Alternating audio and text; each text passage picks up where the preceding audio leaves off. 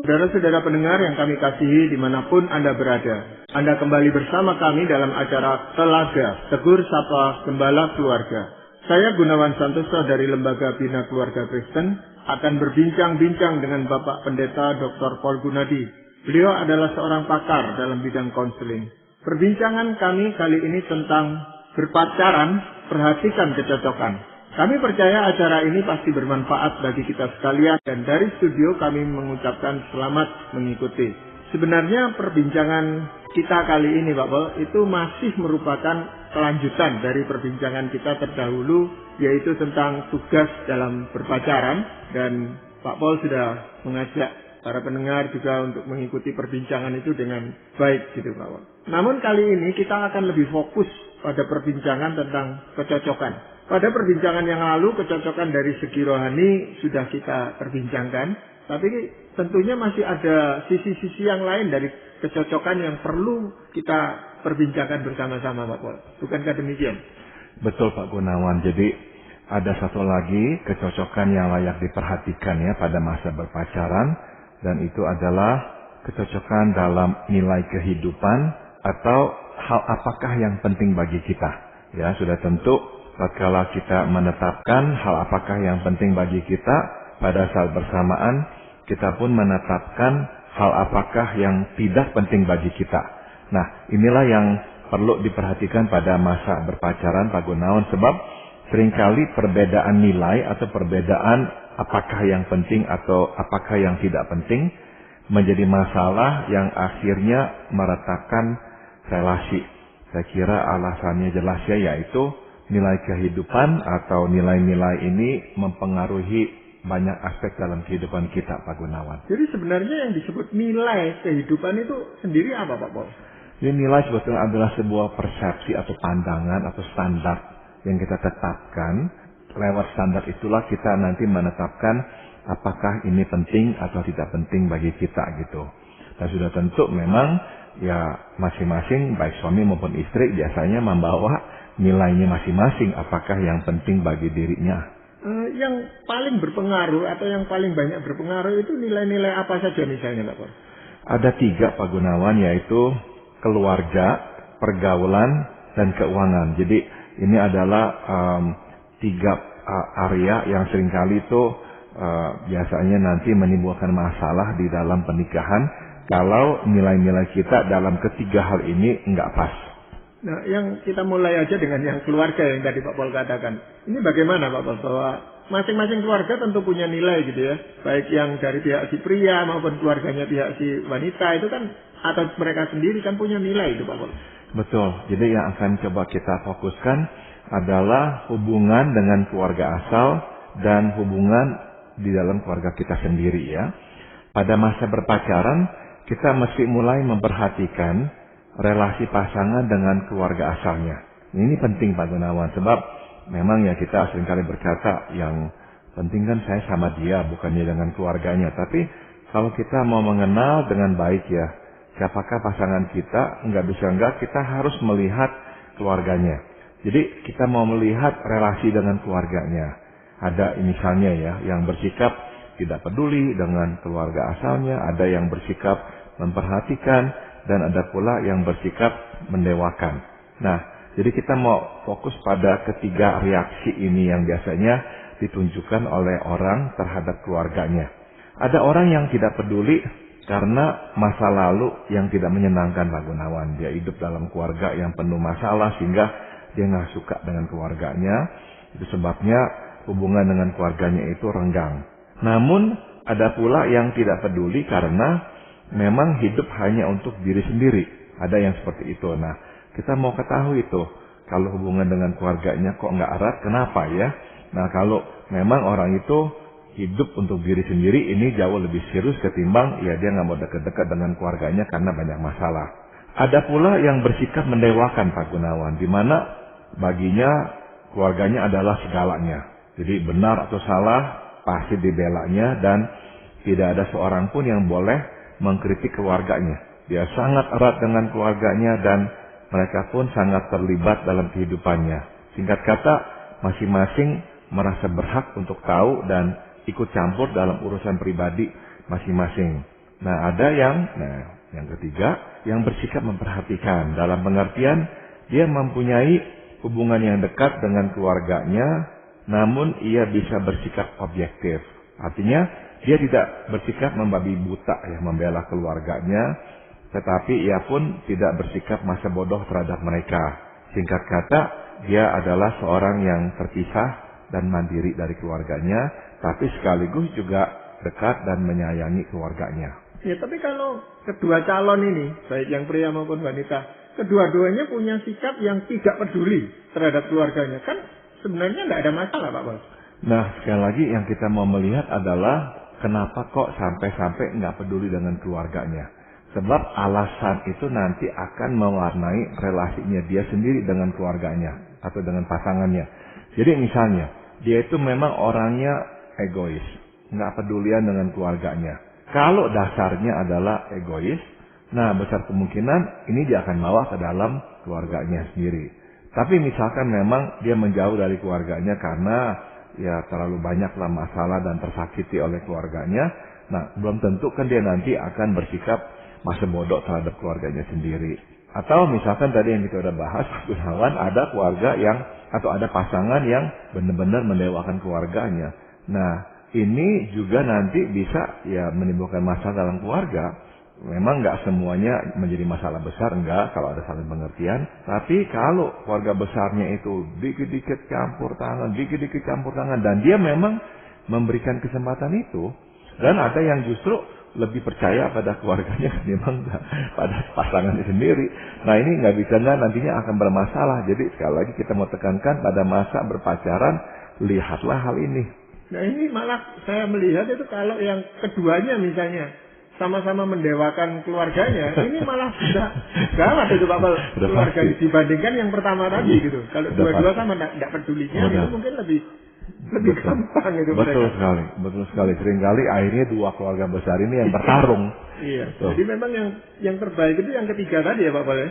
Betul ya Pak Gunawan. Jadi kita dapat melihat ya tanpa penjelasan pun lah ya, kita bisa lihat dari ketiganya yang paling baik adalah yang terakhir ya, memperhatikan keluarga. Salah satu tugas pernikahan adalah membangun keluarga. Dan ini hanya dapat dilakukan jika keluarga asal tidak terlalu mencampuri urusan dalam keluarga sendiri. Sebaliknya, kita pun tidak mau pasangan tidak peduli dengan keluarga asalnya sama sekali. Sebab ketidakpedulian ini mungkin sekali akan diembankan kepada kita. Maksudnya, dia pun akan menuntut kita untuk lepas secara total dari keluarga asal kita. Dia nggak pedulian, dia nggak mau ada dekat sama keluarganya, nggak mau ada kontak dengan keluarganya. Nah, akhirnya dia menuntut kita berbuat yang sama juga. Kenapa sih dekat-dekat sama keluargamu? Kenapa keluargamu harus tahu?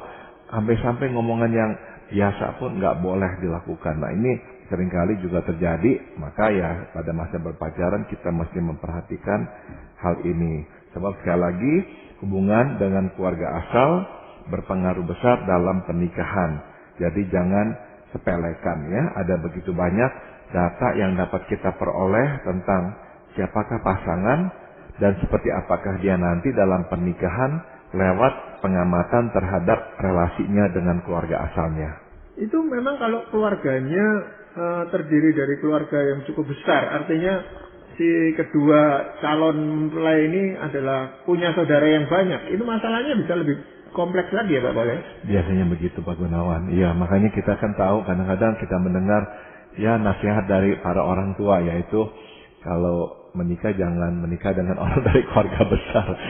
Karena memang ya itu adalah salah satu risikonya ya. Kalau terlalu banyak yang terlibat biasanya itu bisa merumitkan relasi keluarga. Tapi kalau anak tunggal pun juga membawa masalah gitu Pak Bal. Iya, kadang-kadang bisa muncul masalah Pak Gunawan kalau memang gara-gara anak tunggal dia akhirnya mengembangkan karakter-karakter yang kurang baik. Ya, misalnya ya sangat egois, nggak mau diganggu dan sebagainya. Iya. Nah, selain faktor keluarga, hal yang lain lagi yang perlu diperhatikan apa Pak Bal?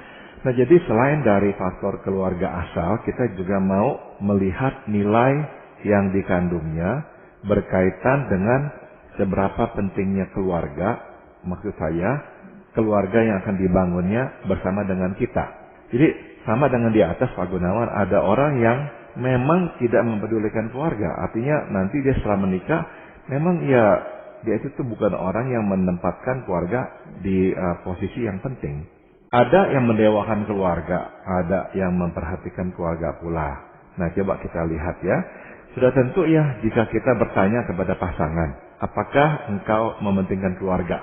Sudah tentu dia menjawabnya kan, saya mementingkan keluarga. Namun, sebagaimana kita ketahui, ada begitu banyak ayah atau ibu yang tidak mementingkan keluarga. Ya, mereka mungkin sibuk mengejar ambisi pribadi atau mereka mungkin lebih menikmati menghabiskan waktu dengan teman di luar ketimbang dengan keluarga sendiri. Nah, itu yang pertama. Kedua, ada pula orang yang mendewakan keluarganya nantinya. Mereka sangat protektif dengan keluarganya sehingga tidak ada seorang pun yang boleh mengkritik keluarganya. Sudah tentu pernikahan dan keluarga yang seperti itu akan menjadi pernikahan dan keluarga yang tertutup. Akhirnya kita tidak terbuka terhadap komentar luar sama sekali. Dan ini berarti kita pun menjadi orang yang seperti itu, sukar dikritik. Nah, jadi sekali lagi yang baik adalah sikap yang memperhatikan keluarga, tapi tidak mendewakan keluarga. Dengan kata lain, kita tahu bahwa keluarga penting, namun keluarga bukan segalanya dan bukan yang terpenting dalam hidup. Iya Pak Wal, memang di dalam hubungan ini kan kita itu tidak sendirian, kita itu hidup di tengah-tengah masyarakat ya, di mana kita itu bergaul dengan mereka selain dengan keluarga kita sendiri. Nah, sejauh mana pergaulan ini mempunyai nilai tertentu yang harus kita sepakati di dalam sebelum memasuki pernikahan Pak Wal? Ternyata penting Pak Gunawan. Jadi pada masa berpacaran kita mesti juga melihat nilai yang dianut atau dikandung oleh pasangan kita dalam menentukan pergaulannya. Jadi gini ya, saya mau jelaskan ya. Sebenarnya tanpa kita sadari dalam diri kita masing-masing terdapat sebuah sistem nilai yang menentukan siapakah yang akan kita anggap teman. Nah, sebagaimana kita ketahui, kita adalah makhluk sosial yang memerlukan teman. Jadi kita adalah perpanjangan pergaulan kita dan sebaliknya teman adalah perpanjangan diri kita. Di dalam masa berpacaran kita harus mulai melihat apakah pasangan mempunyai kesamaan nilai dalam memilih teman. Saya berikan contoh ya. Pada umumnya kan kita bertemu dengan pasangan di dalam lingkup pergaulan yang sama. Misalkan di gereja atau di sekolah. Nah, oleh karena kita bertemu dalam lingkup sosial yang sama, kita pun langsung berasumsi bahwa pasangan mempunyai nilai yang sama dalam menentukan pertemanan. Masalahnya adalah belum tentu demikian. Kenyataan dia dan kita berada dalam lingkup sosial yang sama, belum tentu mencerminkan nilai yang sama. Jadi misalkan dalam konteks gereja atau sekolah ya, kita bertemu dengan pasangan kita tuh tidak selalu tuh sebetulnya mempunyai kesempatan memilih teman pribadi, lepas pribadi, sebab di gereja atau di sekolah, ya mereka masuk ke dalam kehidupan kita satu paket dengan kegiatan yang kita lakukan. Misalkan ya, kita ini adalah anggota paduan suara. Nah, di dalam paduan suara itu kita bertemu dan bergaul dengan banyak orang. Namun sesungguhnya bila kita diberikan kesempatan untuk memilih, belum tentu kita mau bergaul dengan semuanya dalam kapasitas teman. Nah, itu sebab dalam masa berpacaran kita mesti memperhatikan dengan jeli sistem nilai yang ada pada diri pasangan. Tangkaplah sistem nilai itu dari perkataannya sewaktu mengomentari seseorang. Lihatlah siapakah yang sungguh-sungguh diajaknya untuk pergi bersama dan siapakah yang dalam tanda kutip terpaksa diajaknya. Perhatikanlah siapakah yang menjadi fokus perhatiannya dan dihormatinya dan siapakah yang tidak. Ya. Jadi kita mau melihat dengan jeli Pak Gunawan, sebetulnya siapakah atau apakah sistem nilainya di dalam pergaulan itu. Karena kalau memang tidak sama Pak Gunawan, susah sekali untuk kita nanti itu membangun kehidupan sosial yang bersama-sama juga.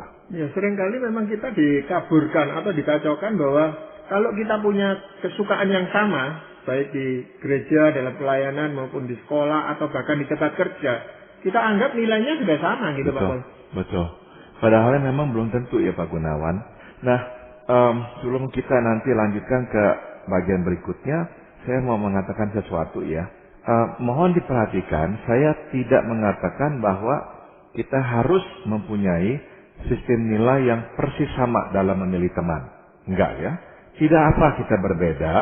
Terpenting adalah masih ada ruang yang lumayan besar di mana kita dapat berbagi teman pergaulan. Jadi saya tidak mengatakan bahwa semua teman pasangan haruslah dapat kita terima sebagai teman kita pula. Dan sebaliknya, dia harus menerima semua teman kita. Tidak.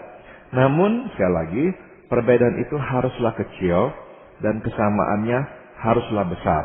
Sebab jikalau tidak demikian, mustahil bagi kita untuk dapat hidup di dalam lingkup sosial yang sama. Ya, memang betul seperti yang tadi Pak Paul katakan, seringkali kita itu memaksakan pasangan kita atau calon pasangan kita ini untuk akrab seperti kita akrab dengan teman-teman atau sahabat-sahabat kita, Pak Paul. Dan itu yang membuat masalah itu seringkali. Ya, jadi memang kita harus memberikan ruang bahwa ya kita belum tentu bisa akrab dengan teman-teman ini, teman-teman pasangan kita, dan dia pun juga belum tentu bisa akrab dengan teman-teman kita. Namun sedapat-dapatnya perbedaan teman itu tuh kecil.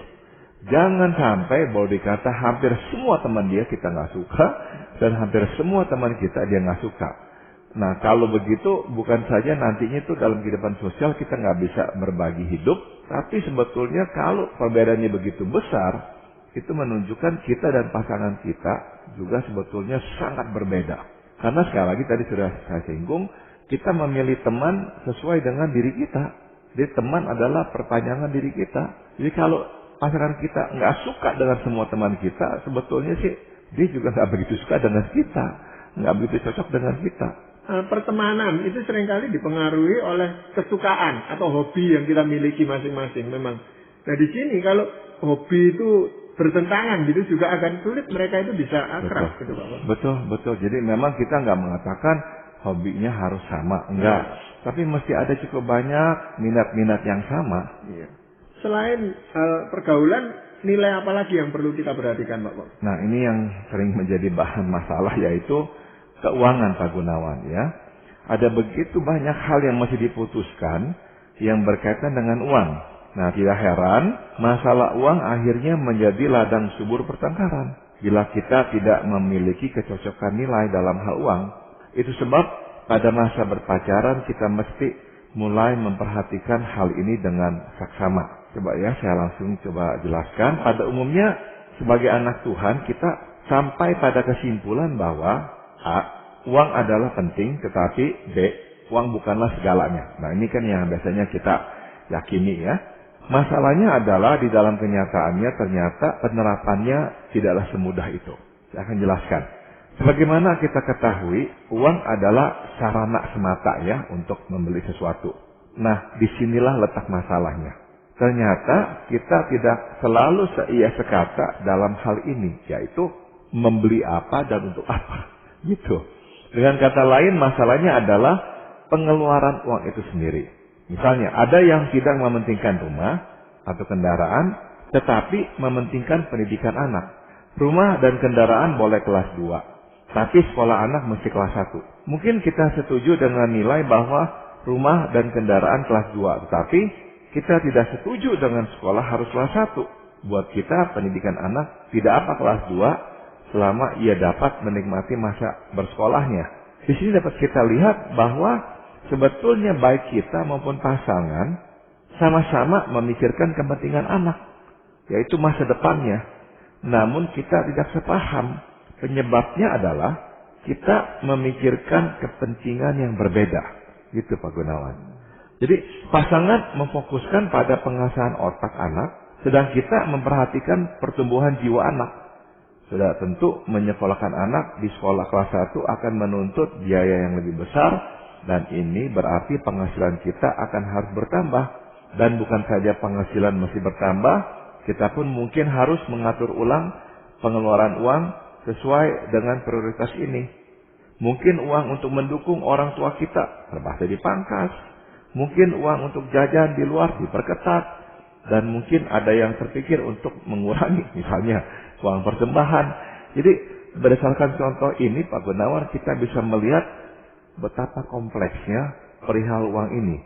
Jadi tidak heran dampak ketidakcocokan nilai menyangkut uang juga berdampak besar. Ya, jadi itu sebabnya penting dalam masa berpacaran kita mulai memperhatikan nilai yang terkandung di dalam diri pasangan. Ya, jadi jangan sampai kita mengabaikan hal ini. Nah, biasanya justru pada masa berpacaran orang kurang memperhatikan hal ini, menyepelekan gitu Pak Pol. Seolah-olah uang itu tidak ada artinya gitu, apapun ya mereka lakukan, kerjakan gitu. Tapi nanti setelah menikah bisa berubah itu. Betul, sebab pada masa berpacaran ya pengeluaran uang itu tuh biasanya hanya untuk nonton, makan, jalan-jalan, udah gitu aja. Ya jadi memang sangat-sangat terbatas gitu. Tapi begitu menikah ada 1001 macam hal yang akan harus diputuskan yang berkaitan dengan uang. Nah belum lagi misalnya ada hal-hal lain yang lebih bisa memperkeruh masalah. Misalnya ada yang berlatar belakang susah sehingga sekarang bertujuan dan berikhtiar keras untuk hidup senang. Jadi mesti mendapatkan uang lebih banyak lagi. Atau ada yang terbiasa hidup senang sehingga terlalu menggampangkan uang. Atau ada yang terbiasa hidup keras sehingga sukar bermurah hati. Jadi akhirnya ini menambah kompleksnya ya masalah uang dalam keluarga. Ya, dalam hal ini sebenarnya bisa dibicarakan bersama dan dari situ kita bisa tahu bagaimana dia menilai uang itu gitu Pak Paul. Penilaiannya tentang uang itu. Betul. Jadi memang kita masih lebih berinisiatif ya menanyakannya. Misalkan kita menghadapi hal ini, keputusan ini, yang mana tuh yang harus kita tentukan atau apa. Jadi mulai dari masa berpacaran lah kita membicarakannya. Dalam hal uang ini Pak Paul, apakah ada pedoman yang bisa kita dapatkan dari Alkitab itu Pak Paul? Ada Pak Gunawan, gini, kita kan terbiasa berpikir bahwa kita harus mencari uang. Sebenarnya bukanlah uang yang harus kita cari, melainkan kerajaan Allah beserta kebenarannya. Sebagaimana dicatat di Matius 6:33. Tetapi carilah dahulu kerajaan Allah beserta kebenarannya. Maka semuanya itu akan ditambahkan kepadamu. Jadi perspektif yang benar adalah kita bekerja dan memaksimalkan potensi yang telah dikaruniakan Tuhan kepada kita. Uang adalah imbalan dari kita bekerja semata. Jadi sekali lagi, hidup bukan untuk mencari uang. Kita hidup untuk mencari kerajaan Allah beserta kebenarannya. Dan Allah berjanji bukan saja Ia akan mencukupi, tapi Ia juga akan menambahkan. Apabila kita mencari kerajaan Allah beserta kebenarannya, maka nilai kita pun akan berubah. Kita tidak lagi terpaku pada apa yang penting bagi kita, melainkan pada apa yang penting bagi Tuhan dan kerajaannya. Akhirnya pengeluaran uang pun akan dilandasi atas apa yang penting bagi kerajaan Allah. Ya, ini sangat berkaitan erat dengan kecocokan nilai rohani yang pernah kita perbincangkan beberapa waktu yang lalu, Bapak. Karena Betul. ini karena tindakan menggunakan uang ini kan juga tindakan spiritual gitu loh. Betul sekali. Betul sekali. Jadi memang hubungan kita dengan Tuhan dan seberapa pentingnya Tuhan dan kehendaknya dalam hidup kita akan nantinya mempengaruhi bagaimanakah kita akan mengeluarkan uang kita. Betul. Iya. Pak Paul, apakah di Alkitab juga ada suatu contoh konkret gitu Pak Paul tentang bagaimana suami istri itu menggunakan keuangannya? Ada ya Pak Gunawan, yaitu contohnya Ananias dan Safira. Ya saya harus berkata atau ya menduga lah ya, Ananias dan Safira sebenarnya bermaksud baik. Mereka akan berniat menjual sebidang tanah dan mempersembahkan uang hasil penjualan tanah itu kepada Tuhan. Namun setelah menerima dan melihat uang itu, mereka berubah pikiran rupanya. Mungkin mereka mulai memikirkan keperluan yang mereka tengah hadapi. Mungkin mereka memikirkan rencana usaha yang baru yang mereka ingin rintis. Atau ya mungkin mereka merasa sayang aja dah melepaskan uang itu. Apapun itu, akhirnya pemikiran itu mengalahkan niat baik memberikan persembahan kepada Tuhan. Mereka tidak jadi memberikan seluruh hasil penjualan tanah. Sayangnya mereka tidak jujur di hadapan Tuhan dan para rasul. Supaya terlihat baik dan konsisten memegang ikrar, mereka berbohong dan mengatakan bahwa semua itu adalah hasil penjualan tanah. Kita tahu akhir hidup mereka, Pak Gunawan. Sebagaimana dapat kita baca di Kisah Para Rasul pasal 5, keduanya mati di hadapan para rasul. Tuhan turun tangan dan menghukum mereka yang memperlakukan Tuhan seenaknya. Uang dapat menyatukan orang berbuat dosa dalam kasus ini. Dua-dua suami dan istri bersatu berbuat dosa. Uang dapat mengubah niat baik dan sistem nilai yang baik. Dua-duanya sebetulnya punya niat baik, sistem nilai yang baik. Tapi begitu lihat uang, berubah. Uang pula lah yang akhirnya menghantar suami istri yang harmonis ini ke penghakiman Tuhan. Iya, jadi ini contoh kesepakatan atau kecocokan suami istri yang salah. Iya. Ya. Iya. Lebih-lebih di hadapan Tuhan gitu Pak boleh. Betul sekali Pak Gunawan. Jadi ya kita dalam masa berpacaran buka mata ya. Lihat sebetulnya seberapa pentingnya si uang bagi pasangan kita. Dan apa sih yang penting baginya. Sebab apa yang penting baginya itu tuh nanti dia akan coba dapatkan dengan uang juga. Jadi kalau nggak sama, nggak cocok ya nanti akan susah. Ya, jadi sampai sekarang pun masih banyak kasus-kasus, ada beberapa kasus itu yang melibatkan suami istri itu mereka sepakat, misalnya saja membuat hutang yang baik. Iya. Lalu mereka terbelit dengan masalah itu. Itu kesepakatan, bukan hanya keputusan dari si suami atau si istri. Betul, betul. Mereka berhutang, tapi akhirnya mereka sama-sama harus menderita gitu Pak. Betul. Ya, ini ya sayangnya nggak jarang terjadi, justru cukup sering Pak Gunawan. Jadi saya yakin para pendengar kita pun mungkin tahu ya orang-orang yang seperti itu. Dua-dua bersepakat untuk menipu lah, untuk apalah. Karena dua-duanya memang udah mempunyai nilai, tapi nilai yang salah di mata Tuhan. Iya Pak Pol, sebenarnya masih ada enggak yang lain tentang kecocokan yang perlu diperhatikan Pak Pol? Masih ada Pak Gunawan, dan yang berikutnya adalah kita akan membahas kecocokan kepribadian. Iya, tapi ini karena waktunya sudah habis, maka perbincangan kali ini kita sudahi dulu dan kita akan lanjutkan pada kesempatan yang akan datang. Para pendengar sekalian, kami mengucapkan banyak terima kasih bahwa Anda telah mengikuti perbincangan kami dengan Bapak Pendeta Dr. Paul Gunadi dalam acara Telaga, Tegur Sapa Gembala Keluarga. Kami baru saja berbincang-bincang tentang berpacaran, perhatikan kecocokan. Dan kami akan masih melanjutkan perbincangan ini pada kesempatan yang akan datang. Sedang bagi Anda yang berminat untuk mengetahui lebih lanjut mengenai acara ini, kami persilakan Anda menghubungi kami lewat surat. Alamatkan surat Anda ke Lembaga Bina Keluarga Kristen atau LBKK, Jalan Cimanuk 56, Malang. Kami juga mengundang Anda mengunjungi situs kami di www.telaga.org. Saran-saran, pertanyaan, serta tanggapan Anda sangat kami nantikan. Dan akhirnya dari studio kami mengucapkan terima kasih atas perhatian Anda. Sampai jumpa pada acara Telaga yang